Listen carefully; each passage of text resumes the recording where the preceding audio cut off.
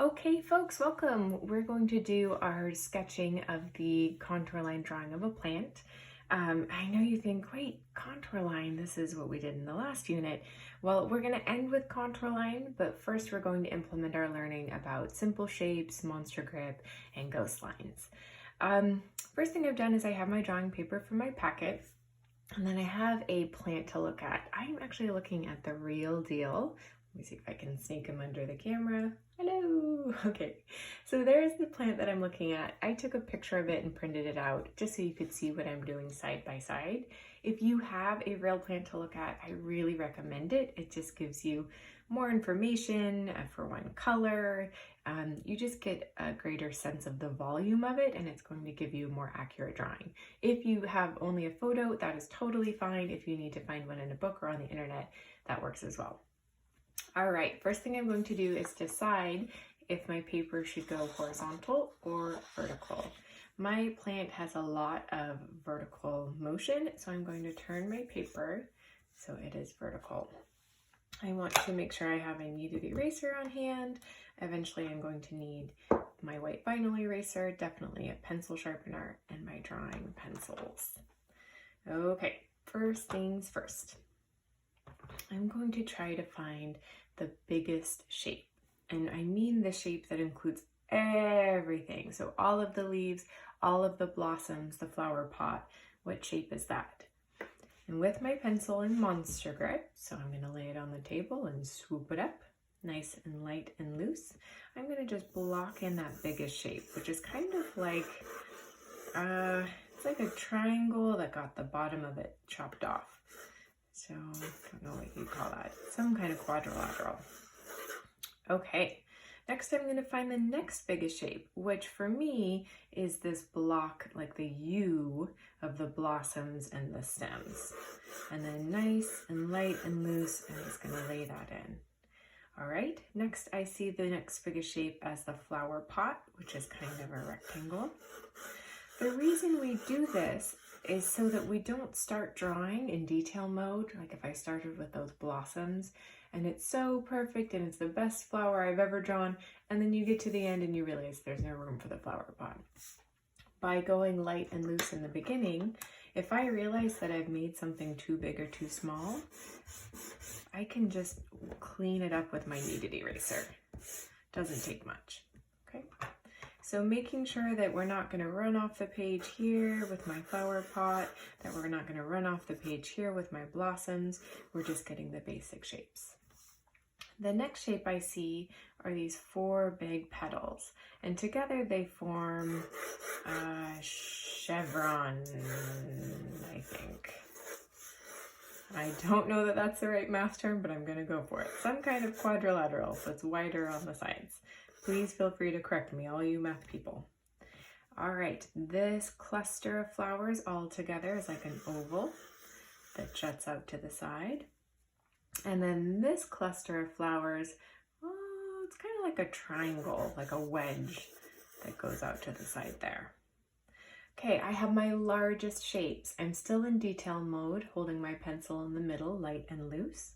Now I can go in and start to find smaller and smaller shapes. Like this this leaf is like a long stretched out hamburger bun.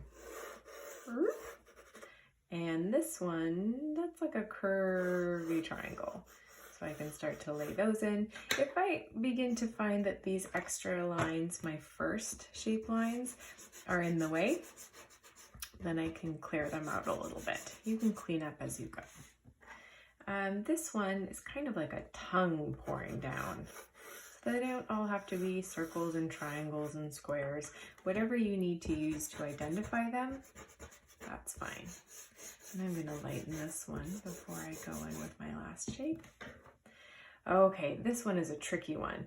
It's almost like a half circle going down like this. And then it kind of swoops up at the top, a little roller coaster ride. And then this is like a curvy triangle down. Again, it doesn't have to be a perfect triangle, circle, square. Just trying to pay attention to the character of all of our shapes. Paying close attention, that's what artists do. We pay attention. A quick note on the flower pot. I'm going to show you right now how to make it look rounded like a cylinder. We are going to go over this in a later unit, so if you don't get it perfect in this activity, don't worry, we'll learn later. But I will give you a couple hints and techniques. The first thing to do is with your ruler is to find the center of your flower pot. So I'm going to find the center line, and I want to make sure my ruler is straight up and down so that it's parallel with the edges of my paper. I'm going to do a light line. This is called an axial line, and what it does is it helps us make sure that everything is symmetrical or the same on both sides. Okay, that's the center of my flower pot.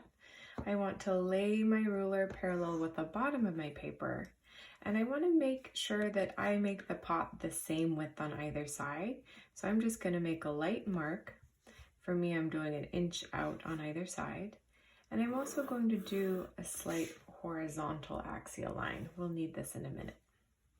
Okay, I'm going to get the curve of the flower pot so I can decide how far down it is. Let's say that it's 3/8. And I'm going to try to match this curve and this curve on that side. I want them to be the same. So I'm going to rotate my paper so I can use the curve of my hand a little easier, and trying to get them to match. Okay. So there's the bottom of my flower pot. Not perfect, that's okay. And then let's figure out where we want the top of our flower pot to be. And my pot goes a little bit wider on the sides. So while this was 1, I might make this 1.5 inches. And I can even draw lightly through my leaves, that's okay. Now the important part is this curve and this curve should match. So remember I had this 3/8 inch there. You can pick your own measurements. I'll do 3/8 inch there. So I want this curve and this curve to be similar. So here I go, drawing through my flowers, that's okay. I'm still in ghost line, so all of these are light and easy to erase. Trying to match that curve. Okay, let's do the same thing for the back of the flower pot, the back of that opening. This was 3/8, so this should be 3/8. So here we go, 1, 2, 3, make a little mark. Now I'm trying to make it so that this curve, this curve, this curve, and this curve, all 4 quadrants are the same. This is a tricky part. It takes a little bit of back and forth and adjustment. And mine looks a little bit funky, that's okay. But I'm trying to get them to be all the same. So this curve should match this curve, should match this curve, should match this curve. Then we take our ruler and connect the two.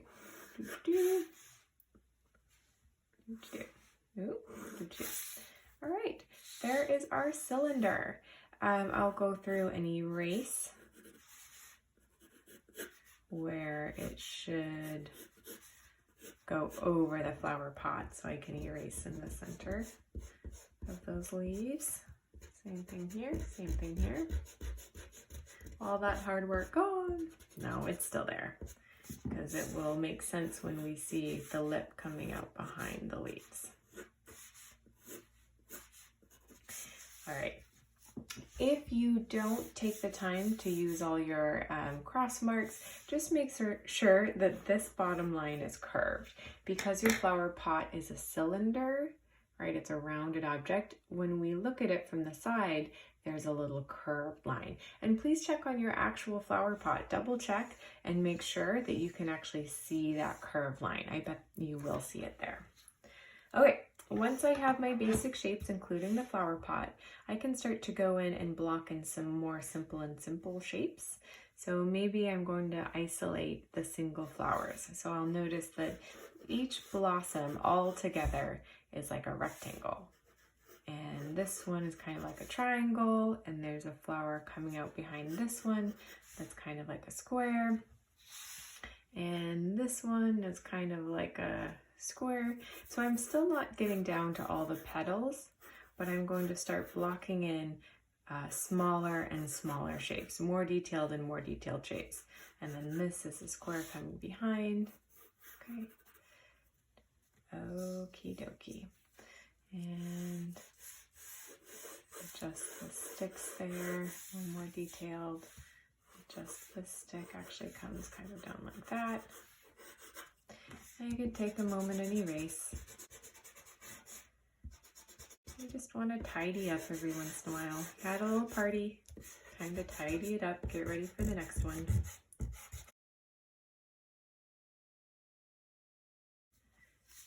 And once you have those medium detail shapes, you can go in and start adding even more detail.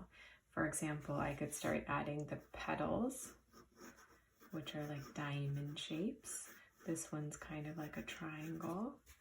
This one's like a diamond. This one's like a diamond scooping out. So you're just going to add more and more detail as you go. Smaller and smaller shapes, more and more detail until you feel like you have your flower totally represented.